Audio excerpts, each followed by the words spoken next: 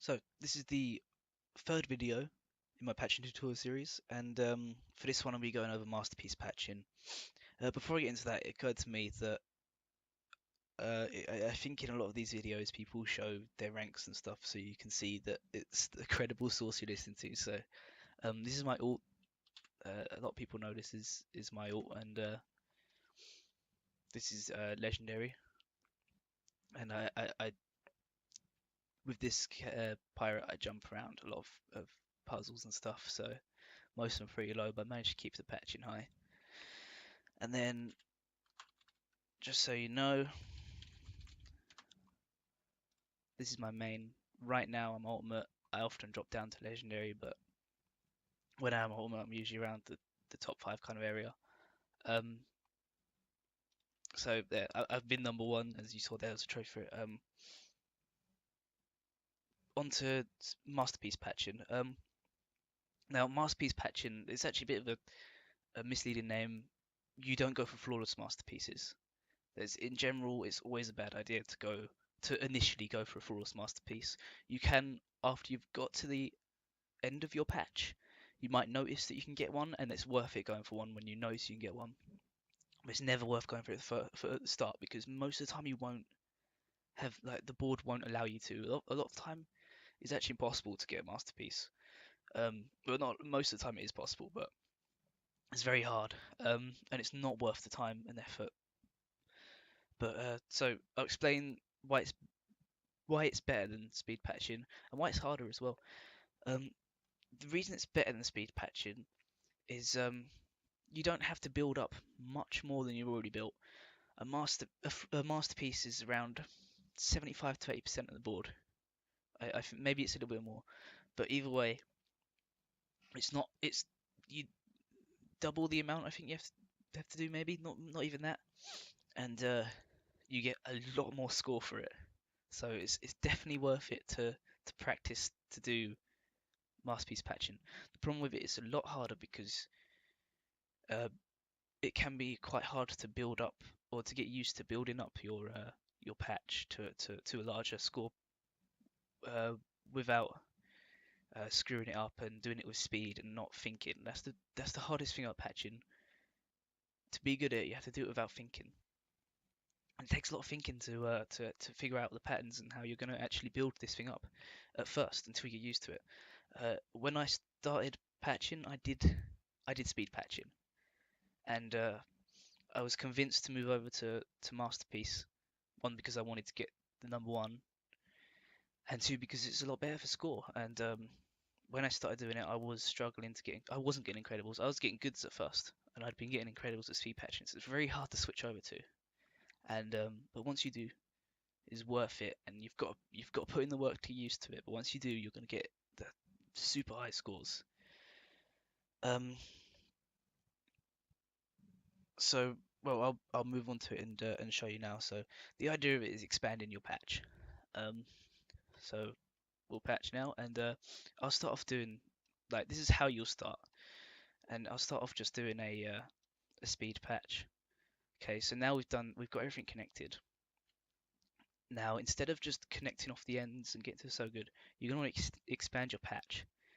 And what I mean by that is things like this here. Instead of hooking both these up with grommet, I'm hooking them up together so that I use more space without grommets hooking off the ends. And this is what's going to get, like, build you to get the master patching without actually using up too much time, and without running into problems.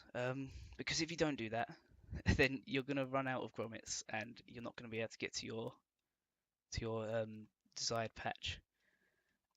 And the problem is that with that then is you've got to rework your patch then, and reworking your patch it just takes a lot of extra time, uh, and it screws you over. So you want to be thinking ahead. You want to be doing things, not thinking ahead so much, but you want to be building as you patch. Unlike speed patching, you don't start your, like, I'm losing myself. You don't start your patch straight away going to hook it up to the ends and then adding the grommets. You do it as you're going. So I'll be thinking ahead here. I'll be like, instead of going straight to the end ties, I'll make this here. So I've just added some size to my patch already, and it's a very different way to patch that you've got to get used to. But it is the best, and it's going to get you the highest scores. And once again, I didn't use all the grommets. You don't need to. I've got a Vegas 2. That is more than enough.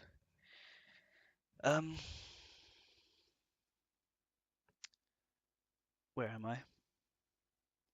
So the timings that you're going to need for this to get incredible are going to be, you'll want to be doing this in around half of the time. So a 3.5, and that'll in general get you incredible. Well, it will get you incredible if you're averaging under that, under half the time. And it is quite difficult to do that at first, I have to admit. And sometimes I'm not as good as I used to be at this, and I do struggle to get it. And we're about to lose that patch. Yeah, that's what happens when you booch. Talking and patching is very difficult. If you want to see me patching well, you can watch one of my other videos. So I'm gonna abandon that while I regather my thoughts.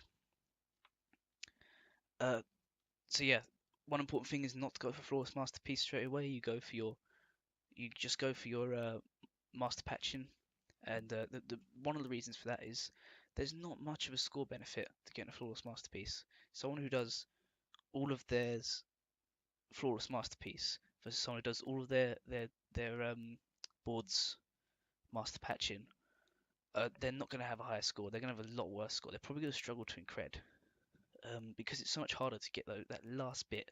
That's why if you spot it at the end, you add it in, because it's very easy once you spot it. But if you don't, just don't bother with getting a flawless masterpiece. It's not worth it. When you're running out of time, like I was then, don't worry because obviously at first it's hard to get the patch finished before the time a lot of the time, because you're still learning, you're still practicing, you're making mistakes still, you're getting used to it. So if you're running out of time, don't worry about getting your size to master patching. Just finish off your board, get it finished quickly, because the score you lose for not getting your full master patching versus the score you lose for booching is definitely worth it. Don't fucking go for it, because if you booch, you're screwed. So that's about it for master patching, really. It's difficult, but once you get the hang of it, it's gonna, if you get really good at it, and if you can get master patching, I'll go back on again. If you can do it in consistently under 3, you're on your way to getting tournament wins. I used to be able to consistently do under 3, and I always placed well in the tournaments. But we'll do another one here. I'm not actually doing this that well right now. I'm doing terribly, in fact.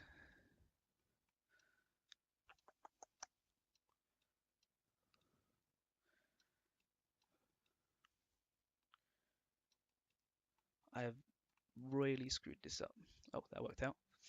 So that was a terrible score. Although I think I started doing that late. But yeah, that's about it for masterpiece patching. It's difficult to do. Once you get the hang of it, you're gonna be baller.